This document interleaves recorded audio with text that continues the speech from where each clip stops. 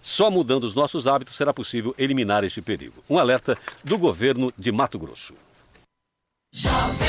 Voltamos com o Jornal da Manhã, Cuiabá. Muito bem, são 7h15. Estamos de volta pela nossa Jovem Pan com o nosso Jornal da Manhã, edição Cuiabá. E hoje temos o prazer de receber aqui Carlos Alberto Alves da Rocha, presidente do Tribunal Regional Eleitoral de Mato Grosso. Bom dia, presidente. Bom dia, é um prazer estar aqui com vocês, falando para todo o povo mato-grossense. Um prazer nosso em recebê-lo aqui, num momento importante, mas gostaria de começar pelo próprio tribunal e saber dos seres bíblicos que passaram por lá, Judas e de quem andou por lá também. É uma coisa normal de se acontecer quando se tem uma votação, porque é uma eleição também como outra qualquer. Também lá temos esse componente traição, ou foi só uma má interpretação, presidente? Não, o tribunal é totalmente diferente da eleição que nós conhecemos, né, partidária. Ali há uma disputa por voto, questão de dias só, passou, todos estão unidos pelo mesmo objetivo, que é produzir a melhor justiça, a celeridade processual, não tem nenhuma rusga, não fica nenhuma mágoa, como a gente vê na questão político-partidária. No tribunal não, se fala e dali já está tudo abraçado, tudo de comum acordo novamente, traçando o próximo.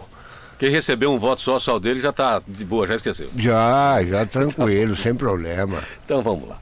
Presidente, nós da imprensa, eu acho que até a própria população está sentindo que nós temos um pleito diferente esse ano na questão, por várias questões, um pleito muito diferente. Para vocês, que têm a obrigação de, né, organizar, efetivar, oportunizar as pessoas de votar e exercer seu direito, e às vezes também são envolvidas por conta de uma campanha diferente. E esse diferente que eu falo é o seguinte, o processo não é conhecido por todos. E nós temos uma instituição agora no Brasil chamada fake news.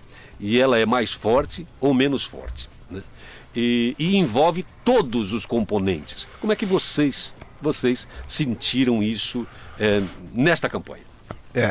A campanha anterior, né, eleições gerais 2018, ela começou a dar uma prévia do que viria nas sequências, né, nas futuras eleições.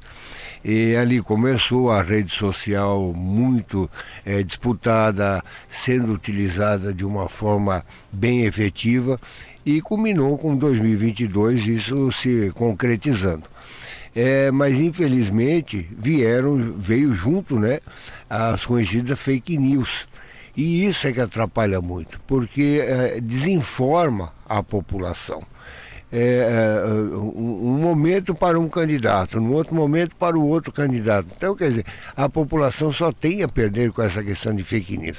E por mais que todos os tribunais, todos os magistrados procurem amenizar isso, infelizmente elas são produzidas através de redes preparadas de modo muito bem preparados, né? Através de robôs para disseminar, mas felizmente a Justiça Eleitoral tem atuado, nós temos visto as punições, né?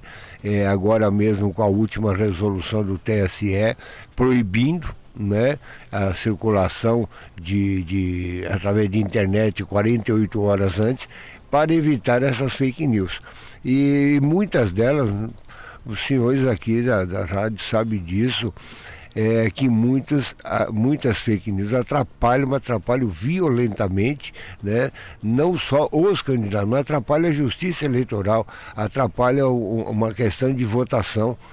Mas nós estamos aprimorando, nós que eu falo é o Brasil, né? Através do eleitoral, através da legislação, o legislativo saberá conduzir isso daqui para frente. Nós tivemos uma evolução na maneira de se fazer política no Brasil, né? Com o evento da internet, toda a ferramenta pode ser usada de várias maneiras. E a nossa legislação, ela vem sempre depois, né? Cobrindo, regulando, etc. e tal. E a gente sabe que tem duas campanhas, né? Uma das batalhas é uma que a população não vê, que é a jurídica, que é gente que pede terreno na Lua, pede coisas. Desde o início você tem lá a bancada de advogados de cada eleição e em todos os níveis, né? Desde o vereador você tem lá a sua assessoria jurídica que pede, né? Sempre pedindo isso, pedindo aquilo, pede impugnação disso, pede de candidaturas, e é o trabalho de vocês lá analisarem. O trabalho, evidentemente, que aflora nesse ponto. Dessa vez, os pedidos foram em números maiores. Teve que fazer mutirão lá, não? Então, por incrível que pareça, né? E é por isso que eu falo que nós tivemos uma eleição tranquila nesse ponto, porque além disso que você está perguntando, eu coloco um outro ponto. Nós temos o maior número, isso é fato, né? É estatística. No dia da eleição você tem um grande número de ocorrências, vamos colocar ocorrência, seja criminal, seja menor potencial, mas vamos dizer ocorrências. 2022, no primeiro turno, nós tivemos 50% menos ocorrências do que em 2018. A briga está só na internet mesmo? Então, quer dizer, você vê só a comparação. 4 anos após, com uma evolução tremenda de internet e tudo, as ocorrências foram 50% menores. Então, por isso que eu estou repetindo sempre, tivemos uma eleição tranquila, sim, até isso nos foi tranquila. Eu ia perguntar para você se eu estava dormindo bem, etc. Eu não vou nem perguntar. Vinícius. A briga está no PJE, né? Que é o processo judicial eletrônico. Ali que o bicho pega, né? Bom, eu dizer do prazer, né, de te entrevistar, presidente, aqui pela segunda vez. Eu estava até lembrando da primeira vez, né? Que eu já tive em outro veículo, né? E assim, você seja muito bem-vindo, né? É muito bom poder te entrevistar aqui. O que eu quero te perguntar, né? Uma das figuras mais polêmicas dessa eleição é uma contraparte sua, que é o Alexandre de Moraes, né? O xerifão aí, né? O capeta careca, né? Que muita gente chama, né? E foi editada semana passada uma resolução, né? Para que o TSE pudesse de ofício, quer dizer, por iniciativa própria, coibir fake news, né? O que sabemos que não é a regra, né? O judiciário é polo passivo das relações, né? Ele tem que ser provocado pelo Ministério Público, né? Ou pelos defensores, pelos advogados de forma geral, né? E aí o Ministério Público Federal, né? O Augusto Aras, né? A Procuradoria-Geral da República já entrou com uma DIN, né? Até antecipei aqui que isso aconteceria, né? E está certo, né? Do processo, né? O Fachin deu liminar negando e o pleno do Supremo, né? Manteve a resolução, né?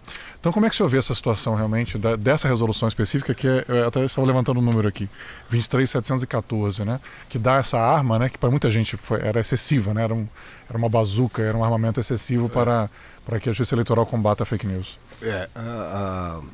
Nós temos a legislação eleitoral.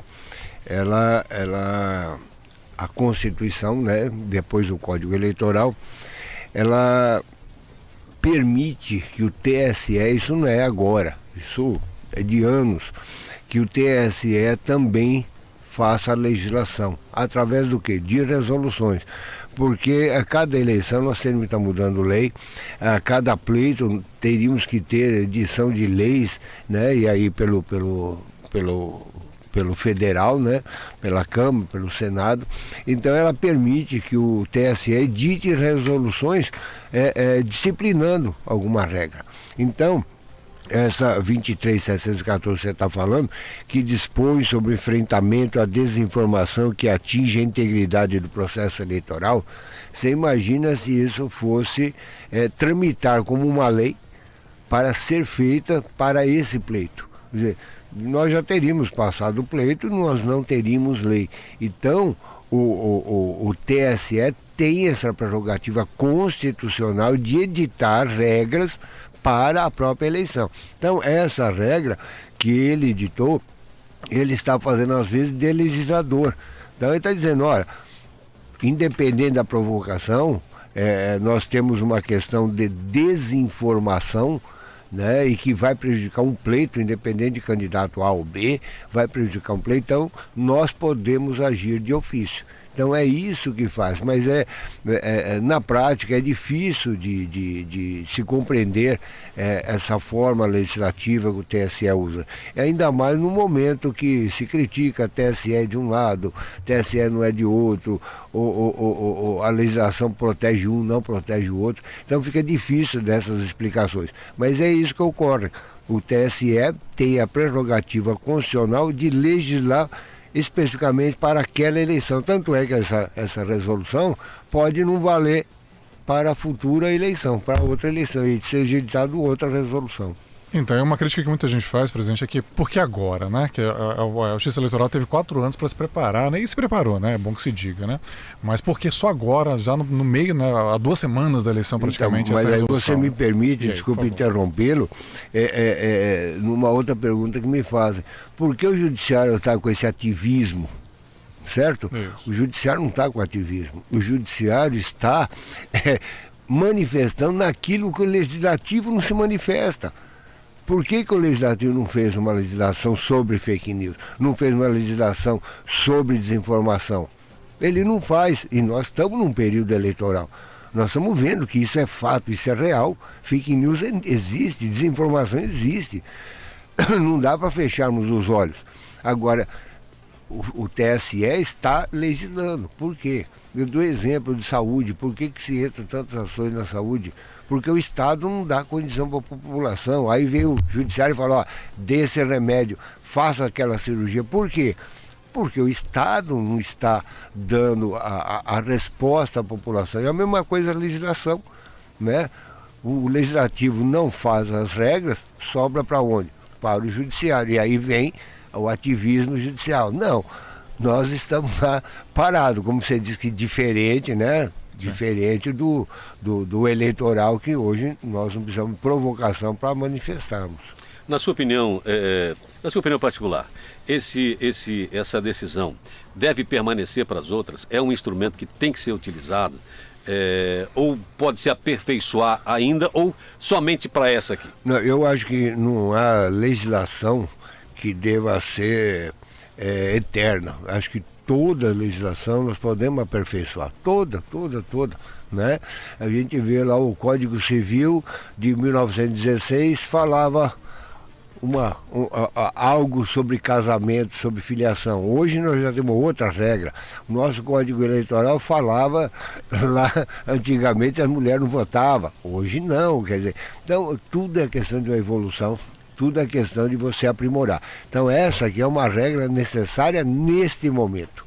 Neste momento. Ela pode ser aprimorada? Pode. Ou ela pode, dependendo do andar da carruagem aí, na próxima nem termos uma regra dessa.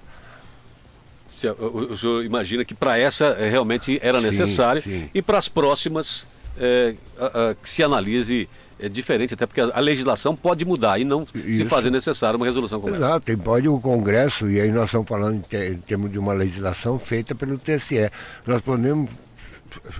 Nós esperamos, né, que o Legislativo Federal, que ele edite a regra que ele entende, né, em nome, cada deputado, cada senador age em nome, fala em nome da população do seu estado, do seu eleitor, que ele faça a legislação que ele entenda que seja melhor.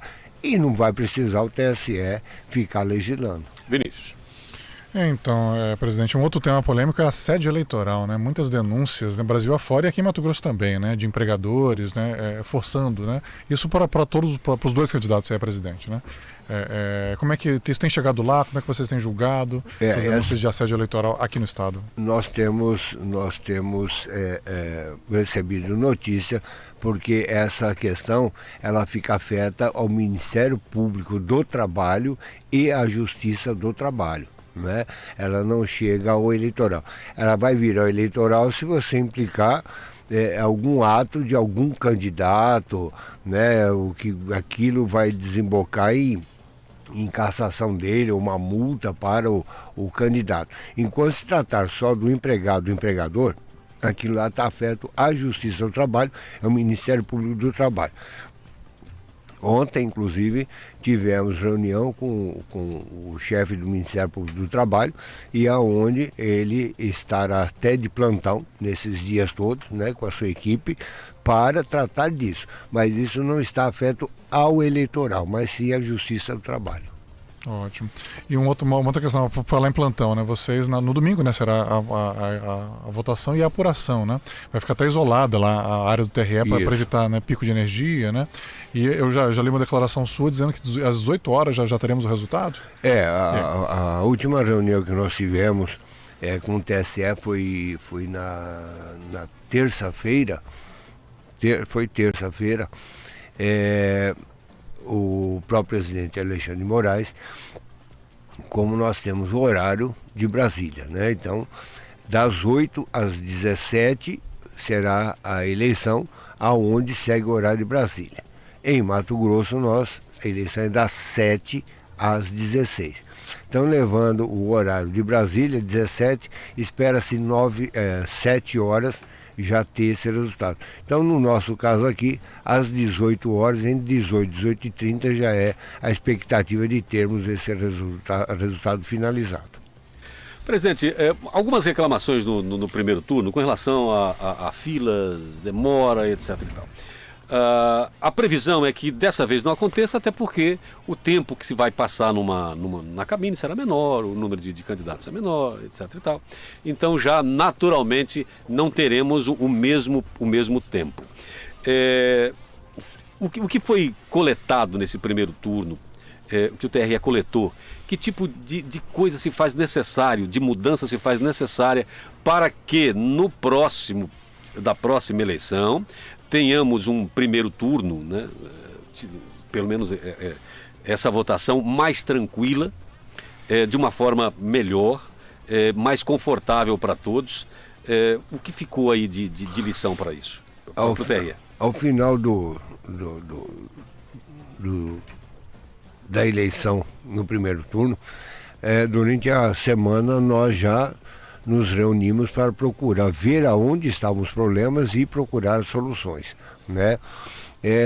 Uma delas foi que muitos colégios eleitorais foram alterados, né? Mudaram as sessões mudaram de local, e isso dificultou, porque todo mundo já sabia, eu vou naquele colégio, a minha sala é aquela, e isso não tínhamos, e nós tínhamos a previsão de servidores, colaboradores servindo naquele colégio eleitoral, dando as informações.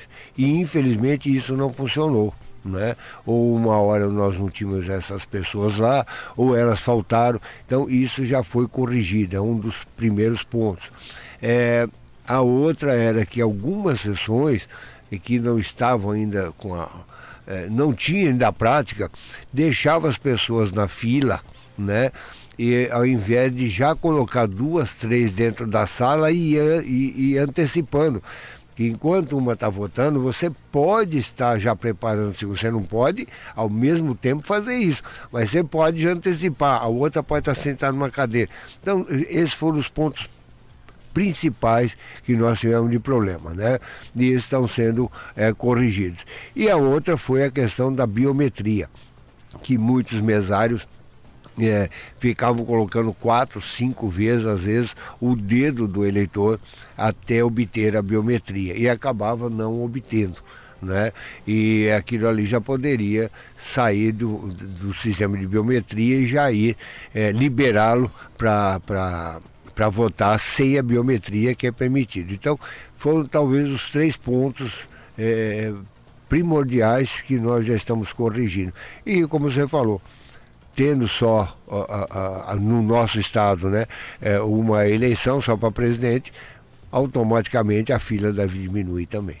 Essa questão da biometria, o senhor falou aí às vezes a insistência, né, do mesário em ficar ali tentando pegar a biometria. O porquê de não funcionar? Você teve muitos relatos, né? Olha, a minha não funcionou. E aí, no período em que estamos, onde nada é impossível. Mas eu te dou o meu exemplo. A minha não funcionou. A minha.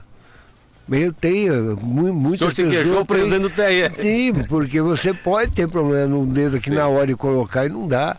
Né? Isso pode ocorrer. Ferimento. A outra coisa que ocorreu e que o TSE tentou facilitar para a população é o que nós chamamos de a biometria importada. Quem fez a carteira de motorista, sim, né, fez a biometria, o TSE está pegando esses dados lá da carteira de motorista e implementando já para o eleitor.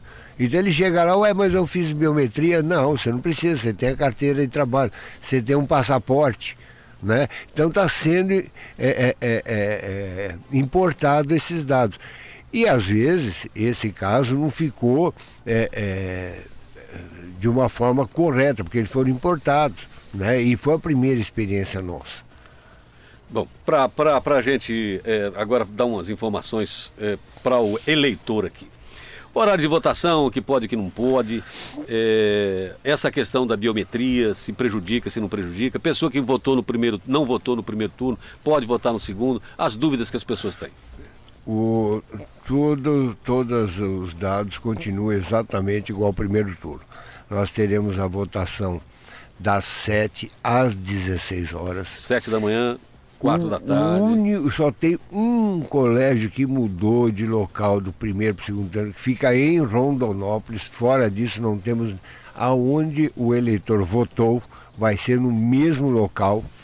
Do primeiro para o segundo turno. Do primeiro para o segundo turno, mesmo horário, mesmo local. As mesmas determinações. Não pode entrar votar com o celular, com arma. Ele pode ir com a sua camisa partidária, ele não pode permanecer lá no colégio em aglomeração, tentando fazer propaganda, mas ele pode andar normalmente, né? A propaganda na porta de colégio, não só na porta do colégio, está proibida nesse dia, né? Os carros circulando com o seu adesivo, sem problema também, com a sua bandeira. Todos os atos idênticos ao primeiro turno. Não temos nenhuma alteração. Como cidadão, nós tivemos aí um período em que dois lados se machucaram muito, né? As provocações foram grandes e esses lados se machucaram durante todo esse período. É evidente que vai ter um ganhador vai ser divulgado muito rápido esse resultado. Alguns locais de Mato Grosso tiveram a lei seca, algumas cidades foram colocadas como lei seca. Além de explicar melhor essa questão da lei seca, que conselho o senhor dá para o cidadão? Saia das ruas, fique com a sua família, etc e tal, ou é uma coisa que cada um faz por si eu vejo a primeira questão da lei seca. A lei seca, o TRE não baixou nenhum normativo, deixando por conta de cada juiz eleitoral no âmbito daquela zona eleitoral. O juiz eleitoral conhece bem a localidade e sabe se precisa ou não. Então, o TRE não vai baixar a lei seca no estado inteiro. Isso vai ser em cada juiz.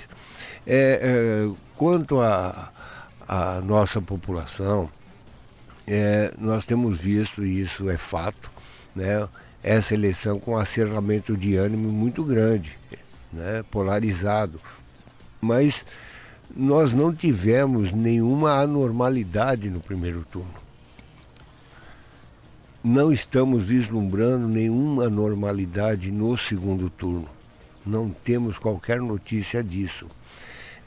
Evidentemente que sempre há um ou outro, seja de que lado for, que se exalta. Isso é da própria política. O risco é um tripudiar sobre o outro depois da vitória. Isso você tem entre dois torcedores de time de futebol, né? Por que você não vai ter contra o defensor de um candidato ou de outro? Isso é possível. Então, a comemoração, eu desde pequeno vejo que na minha época era 15 de novembro, que era o dia de eleição, né? Que era um dia de festa, um dia de todo mundo comemorava, né? Um congraçamento enorme. Então eu espero que dessa vez, na data de domingo, nós voltamos a esse velho tempo de comemorar né, sem termos qualquer rusga, qualquer entrevero, e as próprias forças de segurança, e ontem nós tivemos a última reunião antes do pleito, estão preparadas para as comemorações que eventualmente vai ter de um lado ou de outro, nos locais em Cuiabá principalmente, e nas outras cidades, Rondonópolis, Sinop, Tangará, Alta Floresta, né, também já estão preparadas para monitorar essas comemorações. Você usou até a palavra entreveiro, que era muito utilizada nessa época, era 15 de novembro. Exatamente. Olha, eu quero agradecer demais aqui ao presidente do Tribunal Regional Eleitoral, Carlos Alberto Alves da Rocha. Agradecer a Andréia também por ter nos oportunizado aqui essa entrevista e dizer que gostaríamos de ir um pouco mais além, mas o presidente tem sessão agora, né? E tem que sair. Então, você me libera às 7h40 e eu me senti absolutamente importante nesse momento. Veja bem, eu estou liberando o presidente do TRE. Olha só. Presidente, muito obrigado aqui pela entrevista, um bom trabalho lá, e também estamos na torcida que tudo aconteça da melhor maneira possível, com muita paz e muito respeito, principalmente. Muito obrigado. Obrigado, eu que agradeço essa oportunidade a vocês, e eu tenho dito sempre, o povo mato-grossense tem dado exemplo de comportamento. O povo mato-grossense é um povo ordeiro, não quer saber de discussão, ele quer saber do que é melhor para a nossa população. E tenho certeza que isso correrá no domingo. Obrigado mais uma vez a vocês. Obrigado, Vinícius. Obrigado. E aí, alguns pontos que eu até me esqueci na abertura. Hoje é dia do servidor público, né? 28 de outubro, já fui lembrado aqui, né? Já puxaram minha orelha, então eu faço questão de dar os parabéns aqui a todos os servidores públicos, na pessoa de dois que estão aqui no estúdio, né? 2 servidores efetivos, né? O nosso embargador é o servidor efetivo ali do Judiciário, desembargador, e a Andréia também, né? Servidora ali de carreira do TRE, no Tribunal Regional Eleitoral. Então, parabenizo, né, todos os servidores públicos, né? Que serão importantíssimos. Inclusive, os mesários são servidores públicos por equiparação, né? Naquele momento ali eles são servidores públicos, né? E todos nós dependemos deles e delas ali para exercer o nosso direito, né? Hoje parece algo normal, mas já lutamos muito para fazer o que nós vamos fazer domingo. Tá? Nós ficamos quase 30 anos, 29 anos neste belo país aqui. Molezinha em votar, mas sem não foi poder bem assim, fazer, exatamente. Vamos para a 9ª eleição presidencial, né? Depois da Constituição de 88. Né? Hoje parece algo, ainda bem que se normalizou, né? Mas gerações e gerações não puderam fazer o que nós aqui vamos fazer no domingo, né? Então, parabéns a vocês, né? Como servidores, e a todos os mesários e mesárias, repito, que são agentes importantes, né, para que aquilo aconteça. E para os cidadãos, né, exerçam o voto, né, com moderação, com tranquilidade, o voto é um direito, não é um dever, é um direito, eu costumo enxergar assim, né? E, enfim, vamos acompanhar o processo. Um abraço e até segunda de manhã, né? Obrigado, e o que você falou é um fato.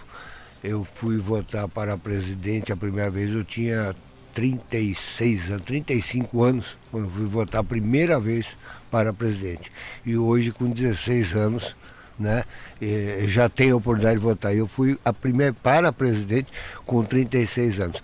E bem lembrado também o servidor público, eu só passou sem eu fazer a referência, porque é o dia do servidor público. Hoje nós passamos para o dia 14 de novembro para poder fazer essa eleição na data de domingo, né? Mas parabéns ao servidor público. Obrigado a vocês.